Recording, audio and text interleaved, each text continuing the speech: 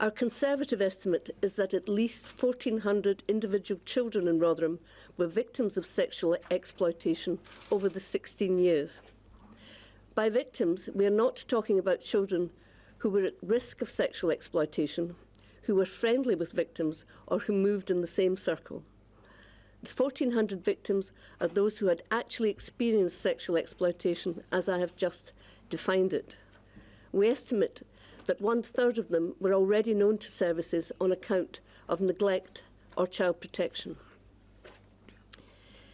It is hard to describe the appalling nature of the abuse the child victims suffered. They were raped by multiple perpetrators. They were trafficked to other towns and cities in the north of England.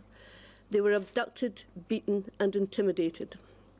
There were examples of children being doused with petrol and threatened with being set alight.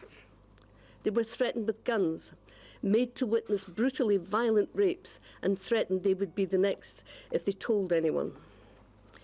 Girls as young as 11 were raped by large numbers of male perpetrators.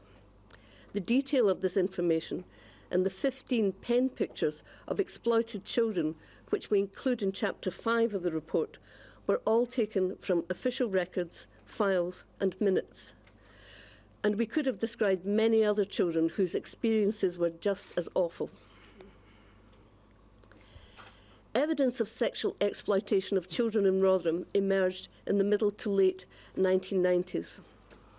A council youth service called Risky Business made the evidence known to the police and social services, not least by referring young people who needed the help which only the statutory services could provide. In most cases, especially in the early days, the evidence was disbelieved, suppressed, or ignored.